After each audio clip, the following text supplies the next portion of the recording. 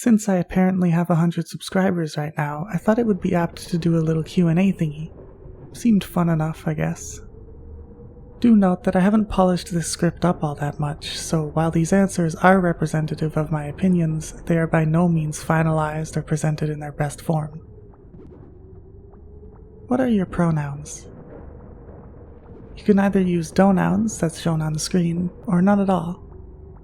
As a standard, the donouns are singular and exactly as shown, but treating them as plural or using does instead of do in a given instance is fine. I'm fairly loose about it. What's written is what makes sense to me, but these are not strict rules by any means.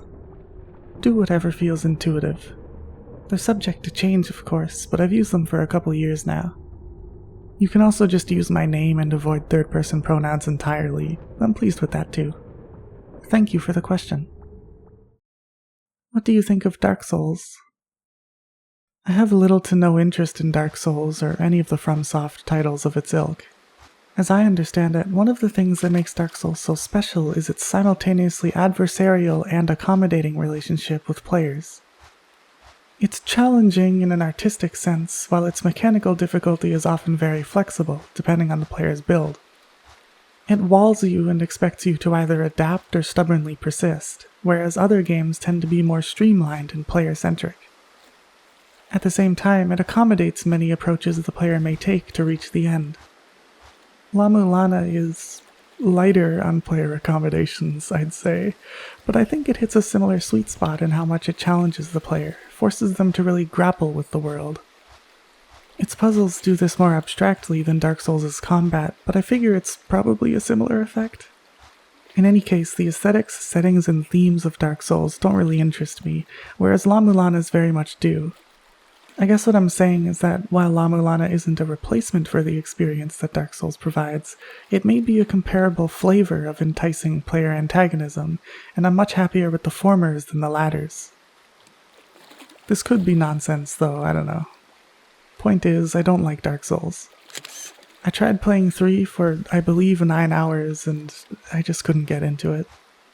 Thank you for the question.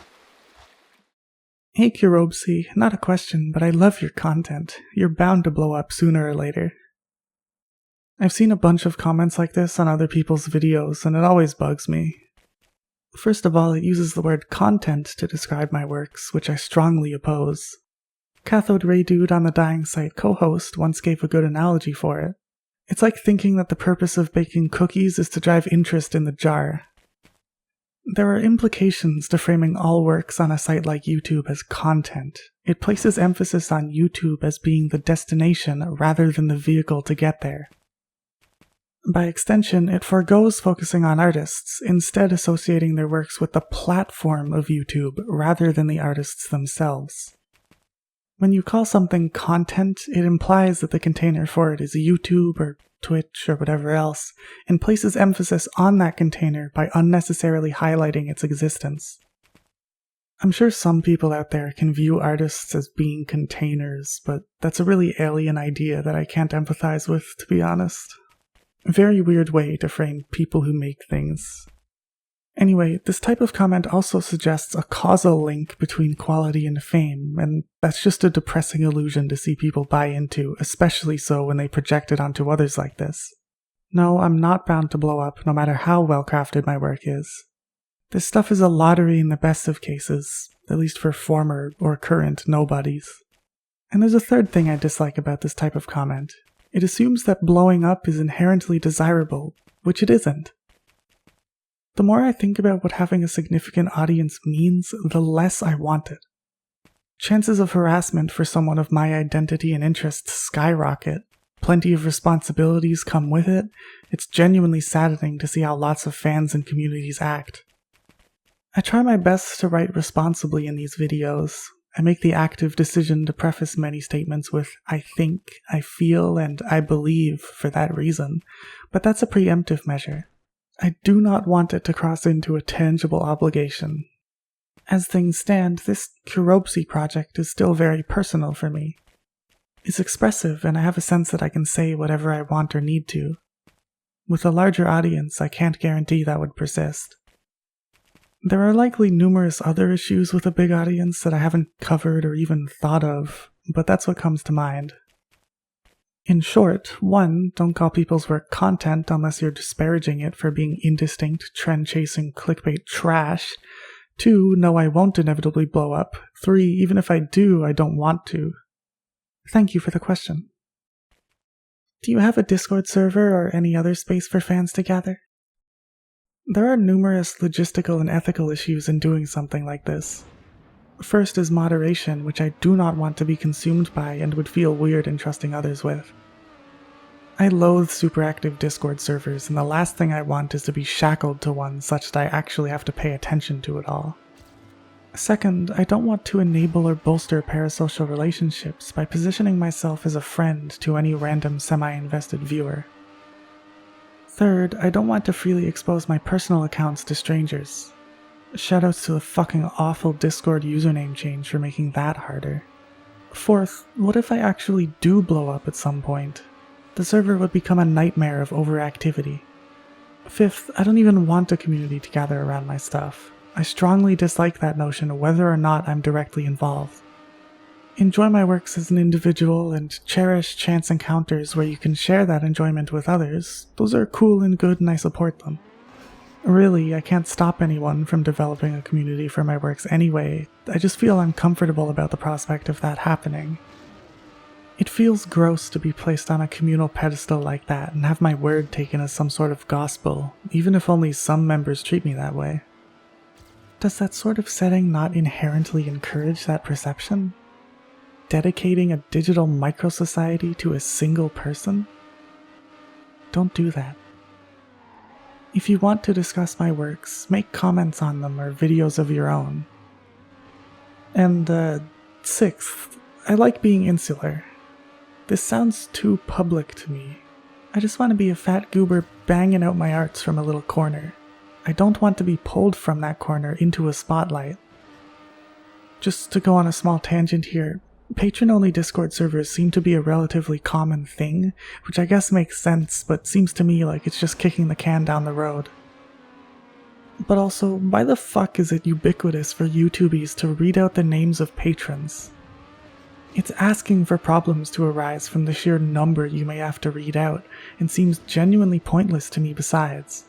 Go ahead and put a credits scroll or something into the video, but reading them out comes across as kind of absurd to me. I see crediting patrons as a formality because acknowledging people who help you in that sort of way is arguably an obligation. I don't think it should be framed as a reward. And honestly, while I'm at it, I think offering rewards for patrons sucks ass too. I understand that it may be necessary in further incentivizing people to give you money, so I understand why they do it, but if I had a Patreon, I absolutely would not want to put a bunch of extra work on myself to make paying me some kind of product in and of itself. I'd keep it strictly as a means of donation. Thank you for the question. What's your favorite game? La Mulana Remake has been my favorite game since early 2016, and it now shares that spot with La Mulana 2. I adore those games. Thank you for the question. What's your favorite album? It's Rise by Gallia Social. Fantastic concept album thingy. I highly recommend it. You may recognize the first few seconds of the track Follow if you noticed the dumb joke I put in my tackle box video at about 18:35. Honestly, half of my motivation to put that there was in the hopes that somebody would be intrigued and go listen to and enjoy the album. Thank you for the question. Why do you have such a long spoiler warning in the Hypnagogia video? The way that I define a spoiler seems different than others. I really value the process of figuring out what a game is and what it contains, and while going into a game with expectations isn't a bad thing, I think it can diminish that first-time experience heavily. Some people may consider spoilers to be tied to major story events or cases like Void Stranger or Tunic. If you know, you know, I don't want to spoil what I mean. Personally, I think spoilers should be taken seriously for less dramatic cases too. I'm about to give one such minor spoiler for Antichamber here to illustrate my point, and I'd highly recommend that game, so maybe consider playing it or skipping forward 10 seconds.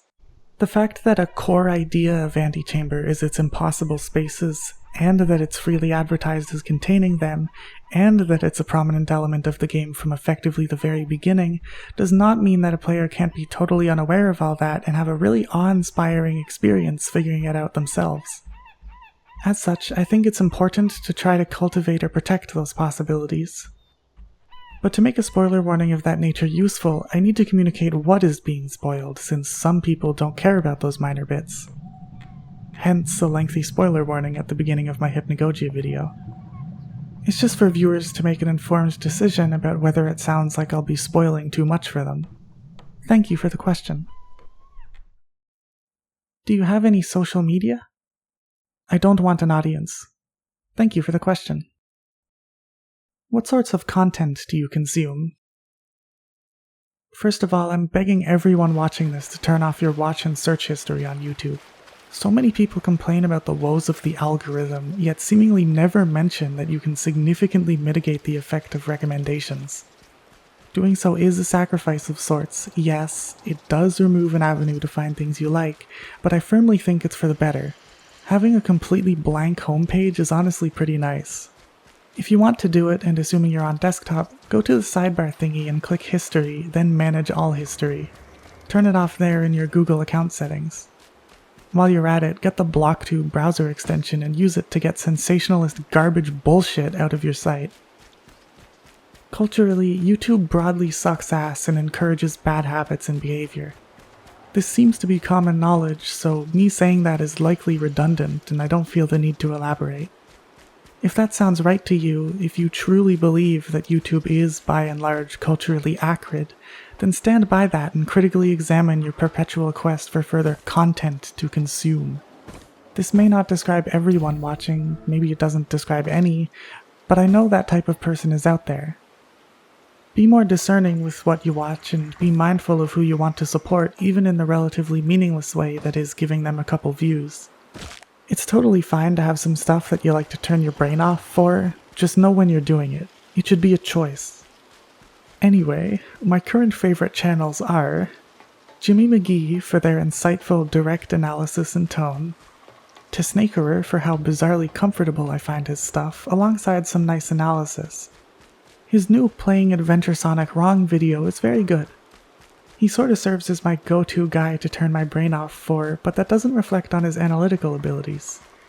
His wordplay stuff can get quite grating at times, though I often don't like it very much. Malmrose projects for their political, sociological deep dives into media. In writing that, I realized how jaded I am to the term deep dive for video essays. Their videos are incredibly substantive. They almost feel niche to me in terms of the perspectives offered, not popularity, as though they're totally alien from all analysis I see elsewhere. That's definitely an inaccurate impression, but it's refreshing nonetheless. I've been recently watching Grinbeard, who I stumbled across a few years ago but didn't give much of a look back then. They're quite funny in a way I don't see in other YouTubies I watch, which is pleasant and refreshing. They can have some good analysis and such too, but I see them as being more on the entertainment and explainer side of things. I used they for Grimbeard and Jimmy McGee because, as far as I know, their pronouns aren't specified. Thank you for the question. Quick unrelated thing before the next one. There's a tweet by Shugels in response to someone complaining about the state of video essays, and this reply to him is fantastic. I just want to share it, and this is a decent opportunity to. What are your plans for the channel? I don't have plans for the channel, really. I have a video idea or two, but nothing concrete and nothing I'll necessarily hold myself to. Actionable inspiration is rare for me, so it's quite difficult to promise any future release. My plans for the channel are to keep making things when I want to, and not make things when I don't want to. Analytical videos are evidently my focus at the moment, but I wouldn't count on that lasting. The aforementioned ideas I have are for analytical ones, but again, there's no guarantee those come to fruition. I am a little conflicted on the impression that this gives of my work, though. I'm definitely an analytical person, but I'm also a creative person. I write short stories, occasionally make music or doodle, and I'm interested in making games sometimes too. My channel is not made exclusively for analysis. I'm still quite proud of In Memorial and Carly Brown, and that type of project is always welcome here. So, yeah, that's the best way to view this channel. It's kind of just a collection of works. I'm not looking to garner fame or an audience. I'm not interested in attempting to boost engagement or gain traction or whatever. I do what I want to when I want to, and that isn't very often. It's the same for every artistic medium I work in. That's the last question I got. Thank you for the questions.